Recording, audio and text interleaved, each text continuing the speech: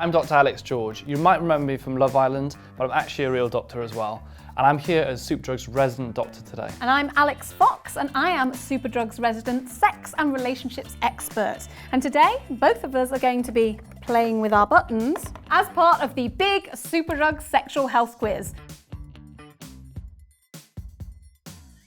Erectile dysfunction. You are entirely right, yeah. It's a really common problem. There are a lot of reasons why that can occur, right? Yeah, absolutely. A lot of people talk about stress, sometimes even anxiety, even alcohol causing it. But there are physical conditions as well, such as blood pressure. And most commonly it is psychological, isn't it? And actually talking therapy can be really, really helpful for people. Because once you've had one incident of erectile dysfunction, then you can really worry that it's going to crop up again, or not pop up again, as the case may be. And then because you're so worried about it, it doesn't happen. There are all sorts of treatments, as you've mentioned, but if you do decide that medication might be the right option for you, it's easier than ever before to get your hands on what you need. In fact, if you go to Superdrug's online doctor service on their website, then you can just fill out a really quick questionnaire and a doctor will assess the right prescription for you.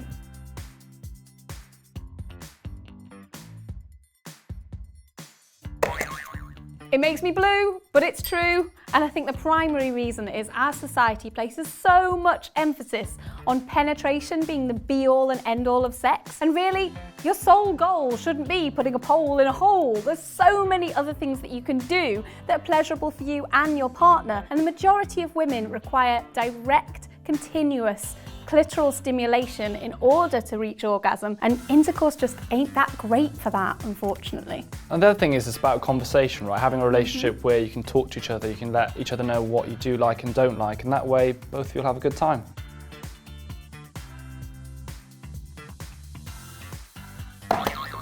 Go on then. It's false. Please don't put baby oil anywhere near your bits, especially if you're using condoms, because oil can cause rubber to degrade and make condoms more likely to split, break or fail. Absolutely, much safer to use water-based lubricants, even a silicone possibly as well. It's also really important to use condoms. Barrier protection is the only way you can reduce the risk of catching STIs. HPV. Oh, I thought a lot of people would probably say chlamydia. Well, actually, chlamydia is the most common bacterial STI, but overall, HPV is more common because it's a virus. The human papilloma virus has over 100 different strains, of which 4 of them we really worry about causing cancer, which is why at school age we offer vaccine to girls. What about if you're a guy, or you're over school age, or you've already had sex so you might have been exposed? I'm actually really passionate that males should also be offered the vaccine to protect against throat cancer. I think that everyone should treat themselves like a VIP and find out more about HPV. Now, currently, if you're a guy, if you're over school age, or you're already sexually active, the vaccine isn't available on the NHS for free, but you can buy it privately. Head over to the Superdrug website to find out more about the options that they offer.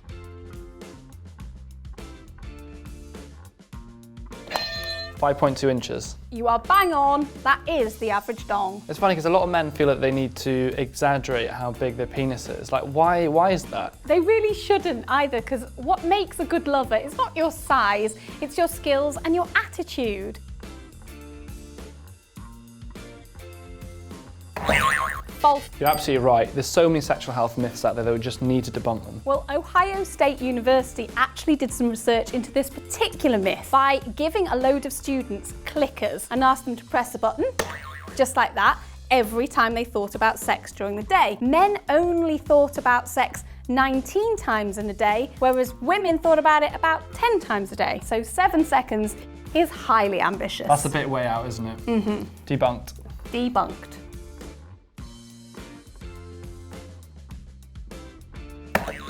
It's a mighty 5.4 minutes. You're absolutely right.